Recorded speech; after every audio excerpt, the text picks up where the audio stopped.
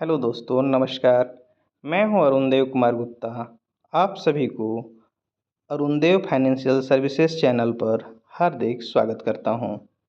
आज हम बात करने वाले हैं बिरसा प्रधानमंत्री फसल बीमा योजना 2025 के बारे में।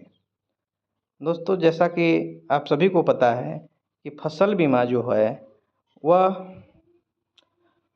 धान की बुआई से लेकर के रोपाई, पटवन, कटाई, यहाँ तक कि आपको खलिहान से घर में जब तक नहीं आ जाता है तब तक का बीमा किया जाता है।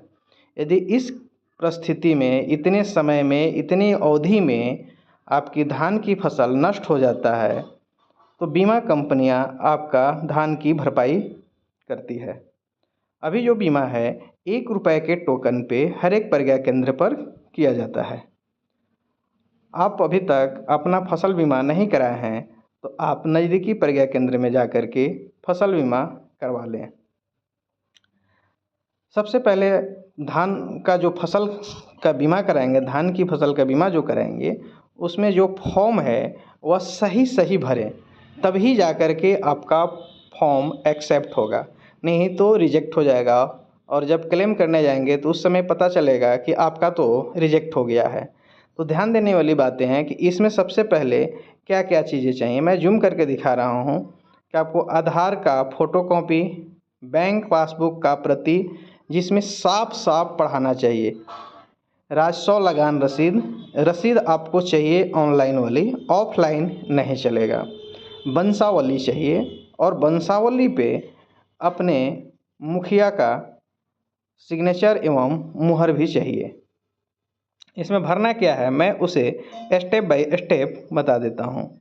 पहले जिस किसान का बीमा हो रहा है उसका आपको सबसे पहले क्या भरना है, कृषक का नाम, कृषक के पति या पिता का नाम, यानी पिता का नाम जेंट्स का कर रहे हैं तो पिता का होगा।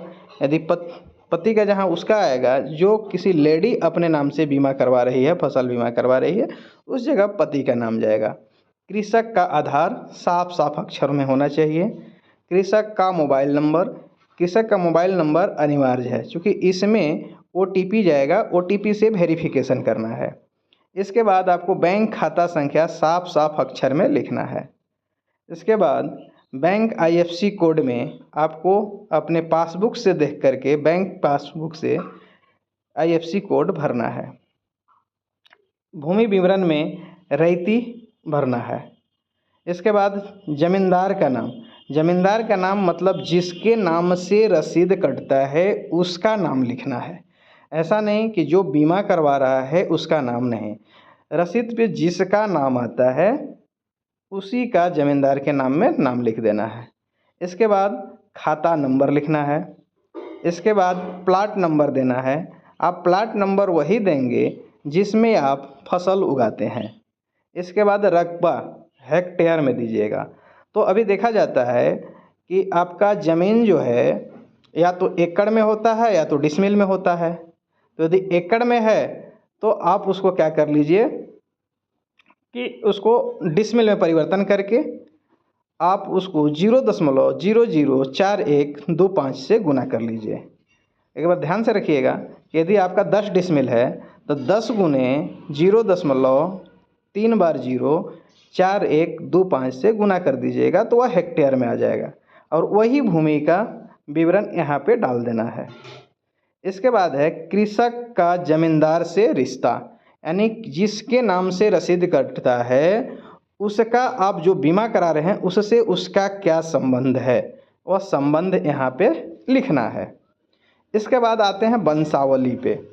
वंशावली में आपका क्या करना है कि सबसे पहले वहाँ नाम होगा जिसके नाम से रसीद कटता है, उसका नाम, उसके नीचे उसके जितने बेटे हैं या उनका पूरा विवरण होना चाहिए, फिर उनमें से आप किसके हैं उनका होना चाहिए। ठीक है, इसी हिसाब से, ऐसा नहीं कि अगर कि एक नहीं करा रहा है तो आप वंशावली घटा दीजिए, ऐसा करिएगा तो आपका फॉर्म रिजेक्ट कर जाएगा, है ना। तो आपको जितना ज़मीन हिस्सा पड़ेगा उतना ही रकबा यहाँ हेक्टेयर में भी डालिएगा। इसके बाद नीचे अपना हस्ताक्षर कर दीजिएगा। इसके बाद है उपरोक्त लाभुक बिरसा प्रधानमंत्री फसल बीमा योजना 2025 अंतर्गत सुयोग्य पात्र है जो इस जगह हेक्टेयर में जितना रकबा है उतना डाल दीजिएगा, हेक्टेयर पर खेती करते हैं। उसके नीचे आपका मुखिया अपना हस्ताक्षर और मुहर करेंगे। तो मुखिया जी जब कर देंगे, इसके बाद अब आते हैं दूसरा फॉर्म पे। अब यहाँ पे फिर से आपका एक फसल बीमा हेतु घोषणा पत्र आपको देना है। घोषणा पत्र में आप क्या करेंगे, जिसका नाम है श्रीमती सुश्री उसका नाम लिखेंगे, उसका पिता या पति का नाम लिखेंगे, जिला लिखेंगे। जिला आपका वो लिखिएगा जिस जिले में आपका निवास प्रमाण पत्र है, यानी आधार कार्ड में जो अंकित है। जिला लिखेंगे, ब्लॉक लिखेंगे, ग्राम पंचायत लिखेंगे और कितना हेक्टेयर में आप करते हैं वो लिखेंगे। उसके नीचे है मैं एतद द्वारा घोषणा करता हूँ कि मेरे निम्नलिखित भूमि पर खरीफ रबी फसल हेतु बीमा कराया जा रहा है एवं बीमा करने हेतु किसी अन्य पंजीकरण केंद्र पर आवेदन नहीं दिया गया है। भूमि संबंधी विवरणों की वंशावली व्यक्तिगत भूमि के आधार पर दर्ज किया गया है। इसके बाद है बीमा कराए जाने वाले रकबे का विवरण। इसमें वो विवरण आएगा अब जहाँ पे आपका ज़मीन है तो उसका जिला लिखेंगे, ब्लॉक लिखेंगे, ग्राम पंचायत लिखेंगे, गांव लिखेंगे, खाता नंबर, प्लॉट नंबर, धान फसल है तो धान लिखिए या पैडी अंग्रेजी में लिख रहे हैं तो, और जितना कर रहे हैं वो लिखिए।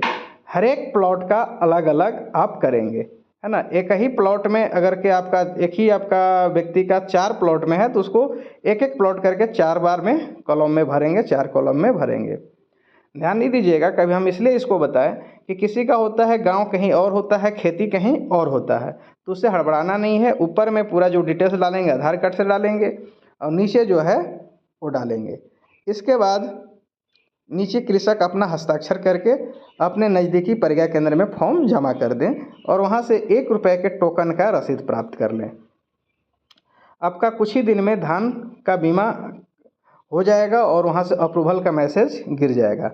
अगर किसी भी प्रकार का आपको धान की फसल का क्षति होता है तो आप ब्लॉक में क्लेम कर सकते हैं। धन्यवाद, नमस्कार।